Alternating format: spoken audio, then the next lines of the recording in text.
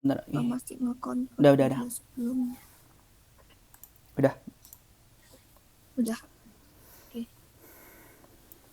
Assalamualaikum warahmatullahi wabarakatuh. Perkenalkan kami dari kelompok 3. Di sini kita akan membahas tentang penerapan artificial intelligence dalam bidang kesehatan. Nah, di sini saya bersama rekan-rekan saya yaitu saya sendiri Sini Amanda Sabrina Putri dengan NIM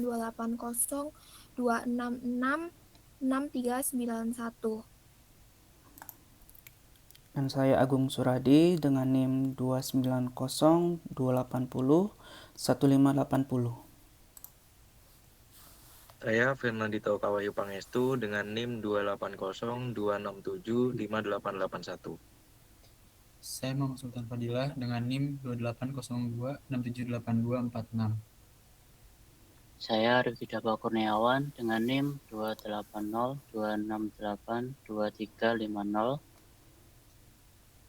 Semoga presentasi kita kali ini bisa menambah wawasan teman-teman semuanya. Next. Nah, ini saya akan membahas latar belakangnya dulu. Kalau kita lihat sekarang kan dunia kesehatan itu lagi menghadapi banyak tantangan seperti keterbatasan tenaga medis dan meningkatnya jumlah pasien. Nah, proses diagnosis dan pengobatan juga memerlukan waktu yang lebih lama dan memakan biaya yang cukup tinggi juga. Nah, disinilah teknologi AI mulai berperan penting untuk membantu mengelola data dengan cepat, mengenali pola penyakit, bahkan membantu dokter juga dalam pengambilan keputusan. Jadi dengan adanya AI ini diharapkan pelayanan kesehatan bisa jadi lebih cepat dan lebih akurat. Terus juga khususnya AI ini juga menawarkan solusi yang inovatif ya untuk meningkatkan kualitas layanan kesehatan. Itulah alasan kenapa topik ini penting untuk kita bahas. Next, untuk rumusan masalah. Untuk rumusan masalah dari latar belakang ini ada beberapa pertanyaan yang ingin kami bahas, yaitu yang pertama, apa yang dimaksud dengan artificial intelligence dalam bidang kesehatan? Dua, bagaimana penerapan AI dalam layanan kesehatan modern? Juga yang ketiga, apa manfaat dan resiko penggunaan AI dalam bidang medis? Baik, untuk poin selanjutnya, tujuan presentasi kelompok 3 kami saat ini yang pertama yaitu untuk menjelaskan konsep artificial intelligence dalam bidang kesehatan. Yang kedua, untuk mengidentifikasi penerapan artificial intelligence atau AI dalam dunia medis. Dan yang terakhir yaitu menganalisis manfaat, tantangan, dan perkembangan AI berdasarkan jurnal ilmiah. Yang pertama kita bahas tentang pengertian AI. AI atau Artificial Intelligence adalah teknologi yang memungkinkan mesin meniru kemampuan berpikir manusia. AI atau Artificial Intelligence dapat belajar dari data, mengenali pola, dan membuat keputusan. Teknologi utama atau cabang dari Artificial Intelligence meliputi dari 1. Machine Learning. Machine Learning adalah teknologi yang memungkinkan komputer menganalisis data, mengenali pola, dan mempelajari informasi secara mandiri tanpa arahan langsung dari end user. Yang kedua yaitu Deep Learning. Deep Learning merupakan salah satu cabang utama dari Machine Learning yang memungkinkan komputer belajar dari data secara otomatis dan mengambil keputusan layaknya manusia. Teknologi ini menjadi fondasi dari kemajuan kecerdasan buatan karena kemampuannya memproses data dalam jumlah besar, mengenali pola yang kompleks, dan menghasilkan prediksi yang sangat akurat. Lalu, Artificial Intelligence dalam bidang kesehatan, AI digunakan untuk membantu tenaga medis dalam berbagai aspek. Di antaranya, untuk mendiagnosis penyakit, memprediksi kondisi pasien, dan pengelolaan data medis. Sehingga AI berperan sebagai sistem pendukung keputusan klinis. Kemudian, studi utama The Lancet Digital Health yang pertama, penelitian menunjukkan bahwa AI generatif dapat digunakan dalam analisis data kesehatan. Yang kedua, AI mampu mengolah data pasien dalam jumlah besar secara cepat dan akurat. Yang ketiga, fokus utama penelitian adalah penggunaan AI untuk prediksi kondisi pasien secara lebih mendalam.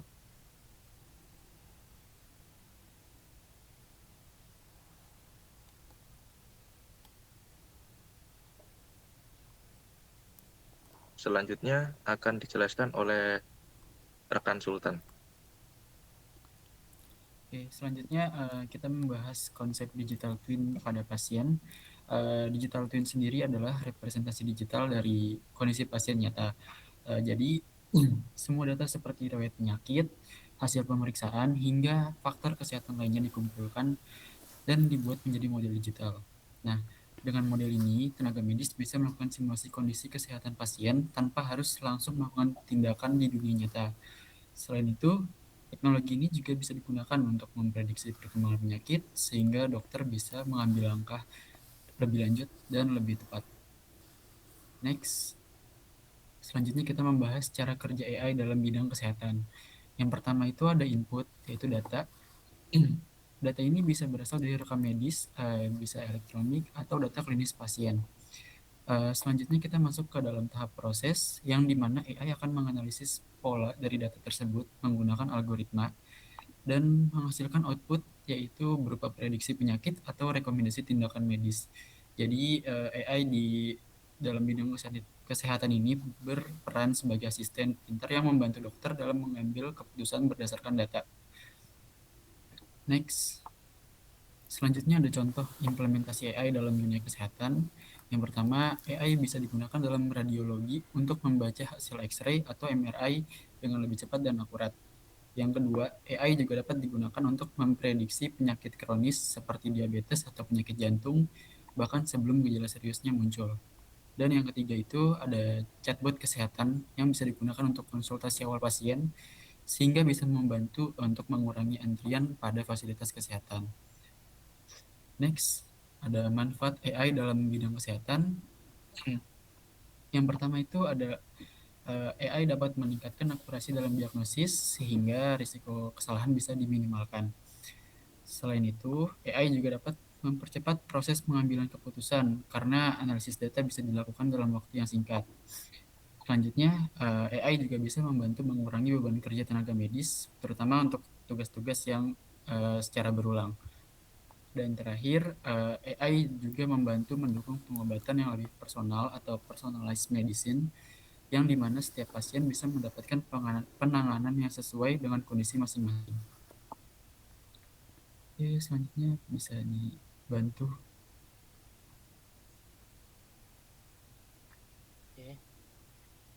Oke, selanjutnya saya akan membahas sisi lain dari teknologi ini, yaitu risiko dan tantangan penerapannya. Meskipun AI membawa banyak manfaat, kita tidak bisa menutup mata terhadap risiko yang ada. Tantangannya terbesarnya adalah jika terjadi ketergantungan yang berlebihan pada mesin. Hal ini bisa mengurangi rasa empati dan insting klinis seorang dokter. Selain itu, jika ada kesalahan pada sistem, dampaknya bisa sangat fatal karena bisa menimpa ribuan pasien sekaligus. Secara lebih rinci, ada 4 tantangan utama. Yang pertama, ada bias data. AI belajar dari data yang dimasukkan. Jika data tersebut bias atau tidak mewakili seluruh kelompok masyarakat, maka hasil diagnosisnya bisa menjadi tidak akurat. Yang kedua, risiko kebocoran data. Data rekam medis sangat sensitif. Mengintegrasikan data ke dalam sistem AI memunculkan celah keamanan yang rentan terhadap peretasan privasi pasien. Yang ketiga, kurangnya validasi klinis. Beberapa sistem AI yang dikembangkan kadang belum melewati uji klinis yang benar-benar ketat sebelum digunakan di lapangan. Dan yang keempat, ketergantungan teknologi. Seperti yang saya sebutkan di awal, tenaga medis berisiko terlalu mengandalkan rekomendasi AI, sehingga kemampuan analisis manual mereka bisa menurun. Oke, next. Untuk meminimalkan risiko-risiko tersebut, diperlukan sebuah standar etika yang kuat. Nah, oleh karena itu, Badan Kesehatan Dunia atau WHO telah menetapkan panduan etika penggunaan AI. Tujuan utamanya adalah agar AI bisa menjadi alat yang bisa dipercaya dan dipertanggungjawabkan, bukan malah merugikan pasien. Ada 3 poin utama dari etika WHO ini. Yang pertama, transparansi dan akuntabilitas. Sistem AI harus transparan, artinya dokter dan pembuat sistem harus bisa menjelaskan bagaimana AI tersebut mengambil sebuah kesimpulan atau keputusan medis. Yang kedua, kerahasiaan data. Privasi pasien adalah harga mati. Data yang diolah oleh AI harus dienkripsi dan dijaga kerahasiaannya sesuai dengan standar medis internasional.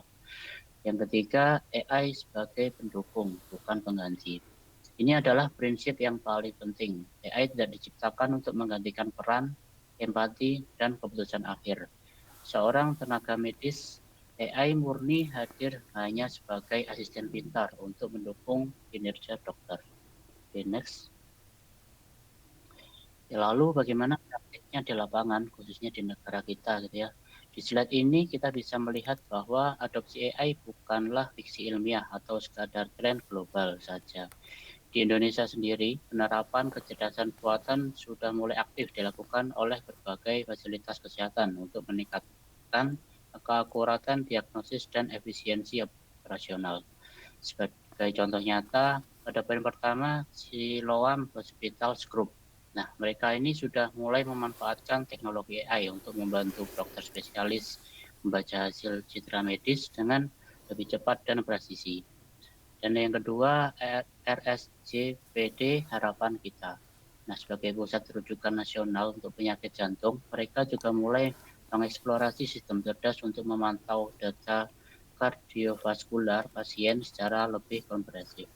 Jadi, bisa kita lihat bahwa masa depan kesehatan digital di Indonesia sudah mulai berjalan.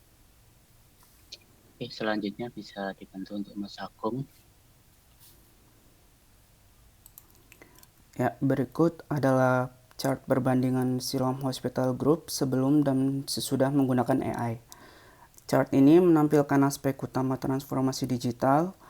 Untuk yang sebelah kanan atau garis merah, ini menunjukkan sebelum mereka menerapkan AI, dan untuk yang berwarna biru setelah penggunaan AI. Dan di sini bisa kita lihat waktu dokumentasi dari lama menjadi cepat berkat auto summarization rekam medis. Dan yang kedua, manajemen stok dari efisien menjadi tidak efisien dengan AI inventory management. Dan ketiga, interaksi dokter dari terbatas menjadi lebih banyak karena beban administratif berkurang. Akses data dari lambat menjadi real time setelah migrasi ke AWS Cloud. Biaya IT dan energi dari tinggi menjadi hemat melalui efisiensi cloud dan AI. Dukungan keputusan dari manual menjadi AI cerdas untuk forecasting dan analisis klinis. Next. Dan untuk yang kedua, saya menjelaskan perbandingan sebelum dan sesudah di RSJPD Harapan Kita. Pada diagram, ini memperlihatkan penurunan waktu tunggu pasien dan peningkatan efisiensi layanan setelah penerapan AI. Garis merah menunjukkan sebelum AI, menunjukkan waktu diagnosis yang lama, hingga 19 hari dan antrian panjang. Untuk garis biru menunjukkan sesudah AI, yang mana waktu diagnosis kurang dari 1 hari dan efisiensi meningkat lebih dari 80%. Sumbu kiri menggambarkan waktu tunggu pasien, sedangkan sumbu kanan menggambarkan efisiensi layanan. Dampak utama yang bisa kita lihat dari grafik ini adalah waktu tunggu pasien berkurang hingga 80%. Untuk pemeriksaan jantung kompleks, akurasi diagnosis meningkat karena AI mampu mendeteksi pola mikroskopis pada citra jantung. Efisiensi tenaga medis meningkat, memungkinkan fokus lebih besar pada pasien kritis. Next. Dan untuk masa depan AI dalam bidang kesehatan diperkirakan akan semakin berkembang.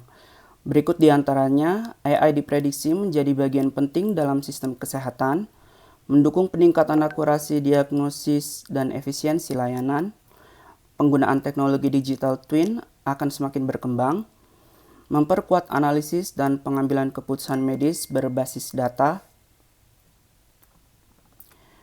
dan terakhir, kolaborasi manusia dan AI meningkatkan kualitas layanan medis. Next.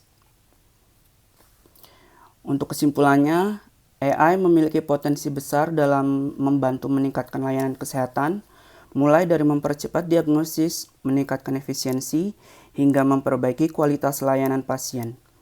Sejalan dengan itu, studi dari The Lancet Digital Health menunjukkan bahwa AI juga dapat membantu tenaga medis dalam memprediksi kondisi pasien dengan lebih akurat. Namun, agar manfaat tersebut benar-benar terasa, penggunaan AI perlu dibarengi dengan regulasi, etika, dan pengawasan yang jelas seperti yang ditekankan oleh World Health Organization, sehingga penerapannya tetap aman dan dapat dipercaya. Next. Dan ini untuk referensinya bisa dilihat.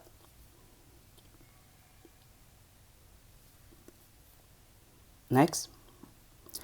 Sebagai penutup, refleksi dari kelompok kami, pembahasan mengenai teknologi AI dalam bidang kesehatan memberikan banyak wawasan baru sekaligus tantangan yang perlu kita sikapi secara bijak. Kami menyadari bahwa kecerdasan buatan atau AI memiliki potensi besar dalam meningkatkan kualitas layanan kesehatan, mulai dari diagnosis yang lebih cepat hingga pengelolaan data pasien yang lebih efisien.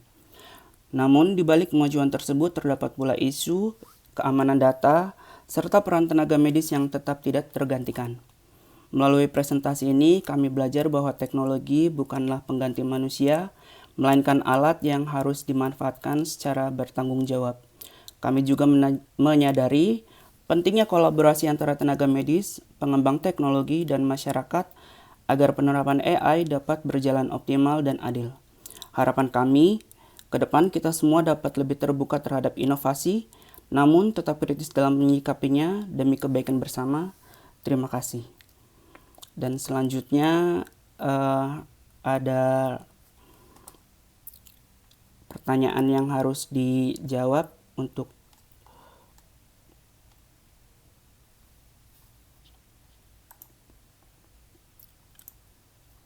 bisa ditampilkan di sini nggak ya slide-nya, pertanyaannya? Bisa. Wait.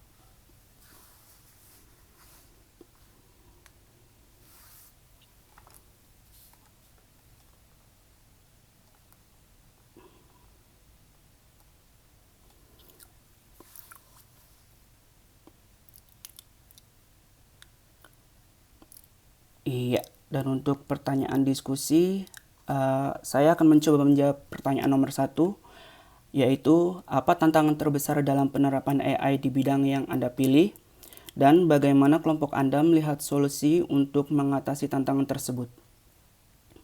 Di sini bisa kita lihat untuk jawabannya, penerapan AI dalam bidang kesehatan menghadapi sejumlah tantangan krusial yang tidak hanya bersifat teknis, tetapi juga menyangkut aspek tata kelola, keamanan, dan etika. Salah satu tantangan terbesarnya adalah kualitas dan bias data yang digunakan dalam proses pelatihan sistem AI. Ketergantungan AI pada data membuat hasil analisis sangat berpengaruh oleh representativitas dan kelengkapan data tersebut. Apabila data yang digunakan tidak mencerminkan keragaman populasi, maka sistem berpotensi menghasilkan diagnosis atau rekomendasi yang tidak akurat. Selain itu, isu keamanan dan privasi data pasien menjadi perhatian utama, mengingat data medis merupakan informasi yang sangat sensitif dan rentan terhadap kebocoran maupun serangan cyber. Yang kedua, kurangnya validasi klinis terhadap beberapa sistem AI, sehingga keandalannya dalam praktis medis nyata masih perlu diuji secara menyeluruh. Yang ketiga, di sisi lain, terdapat pula risiko ketergantungan berlebihan terhadap teknologi yang dapat mengurangi kemampuan analisis serta empati tenaga medis dalam memberikan pelayanan kepada pasien. Untuk mengatasi berbagai tantangan tersebut, diperlukan pendekatan yang komprehensif dan terintegrasi. Yang pertama, Peningkatan kualitas dan tata kelola data harus menjadi prioritas melalui penggunaan dataset yang beragam, akurat, dan telah melalui proses validasi yang ketat. Penggunaan sistem keamanan informasi perlu dilakukan dengan menerapkan standar internasional seperti ISO 27001 serta memanfaatkan teknologi enkripsi dan sistem deteksi ancaman berbasis AI. Setiap sistem AI harus melalui proses validasi klinis yang ketat dan mendapatkan persetujuan dari otoritas kesehatan sebelum diimplementasikan secara luas. Penerapan konsep human in the loop menjadi penting untuk memastikan bahwa AI hanya berperan sebagai alat pendukung keputusan, sementara keputusan akhir tetap berada di tangan tenaga medis profesional. Yang kelima atau yang terakhir, aspek etika dan transparansi harus dijunjung tinggi dengan memastikan bahwa sistem AI dapat dipertanggungjawabkan dan digunakan secara adil. Dengan pendekatan tersebut, penerapan AI di bidang kesehatan diharapkan dapat memberi manfaat optimal tanpa mengabaikan aspek keamanan, keandalan, dan nilai kemanusiaan dalam pelayanan medis. Selanjutnya, bisa dibantu.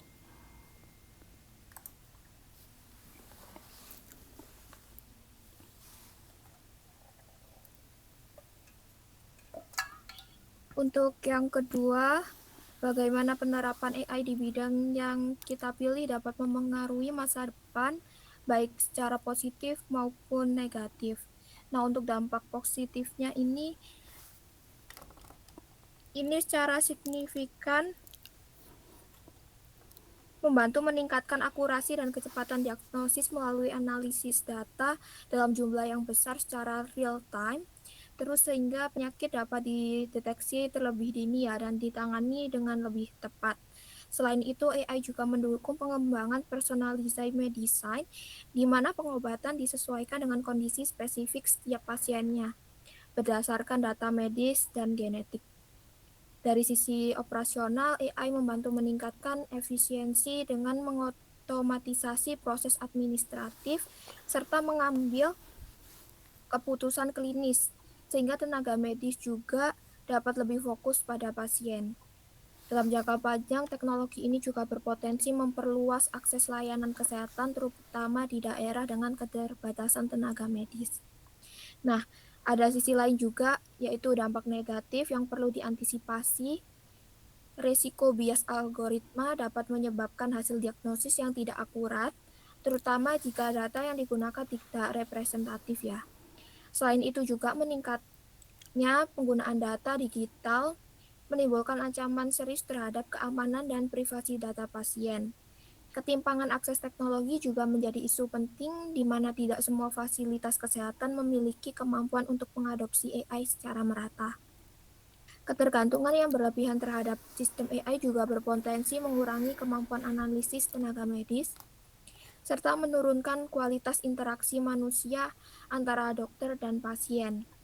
Oleh karena itu, diperlukan juga pengelolaan yang bijak agar dampak negatif ini dapat diminimalisir.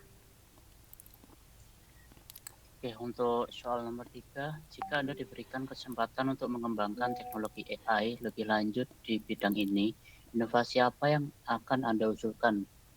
Jelaskan alasan dan manfaat dari inovasi tersebut.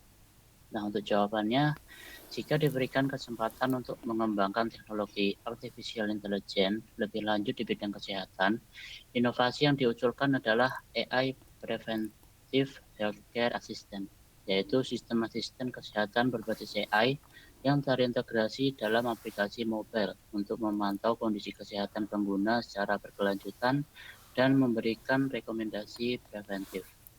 Sistem ini dirancang untuk mengolah berbagai jenis data seperti riwayat kesehatan, pola aktivitas harian, misalnya langkah kaki, detak jantung, dan kualitas tidur dari perangkat wearable, serta gejala yang diinput oleh pengguna. Melalui analisis data tersebut, AI dapat memberikan peringatan dini terhadap potensi risiko penyakit, menyarankan perubahan gaya hidup, serta merekomendasikan kapan pengguna perlu melakukan pemeriksaan medis lebih lanjut.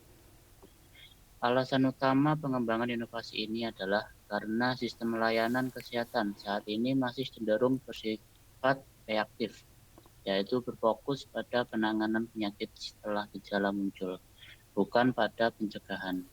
Selain itu, tidak semua masyarakat memiliki akses terhadap fasilitas kesehatan yang memadai atau teknologi medis canggih. Oleh karena itu, solusi berbasis aplikasi mobil menjadi pilihan yang lebih efisien dan inklusif, mengingat tingginya penetrasi penggunaan smartphone dibandingkan dengan teknologi yang lebih kompleks dan mahal. Seperti sistem digital twin yang membutuhkan infrastruktur besar, inovasi ini lebih mudah diimplementasikan secara luas dan memiliki potensi adopsi yang tinggi di berbagai lapisan masyarakat.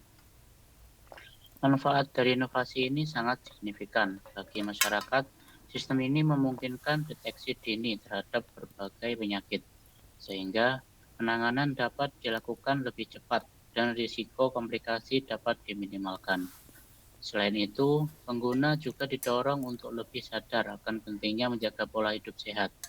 Bagi tenaga medis, AI dapat membantu mengurangi beban layanan dengan memfilter kasus-kasus non-kritis serta menyediakan data awal yang lebih lengkap sebelum pasien melakukan konsultasi. Sementara itu, bagi sistem kesehatan secara keseluruhan, inovasi ini berpotensi menekan biaya layanan jangka panjang melalui pendekatan preventif dan mengurangi kepadatan fasilitas kesehatan. Dengan demikian, AI Preventive Healthcare Assistant menjadi inovasi yang tidak hanya relevan untuk masa depan, tapi juga efisien, scalable, dan mampu mendukung transformasi layanan kesehatan menuju sistem yang lebih proaktif, terjangkau, dan berpusat pada kebutuhan pasien. Oke, demikian presentasi dari kelompok 3 mengenai penerapan AI di bidang kesehatan. Mewakili seluruh anggota kelompok, saya mengucapkan terima kasih atas waktu dan perhatian Bapak atau Ibu dosen serta rekan-rekan semua. Mohon maaf apabila terdapat kekurangan dalam penyampaian kami. Sekian, Assalamualaikum warahmatullahi wabarakatuh.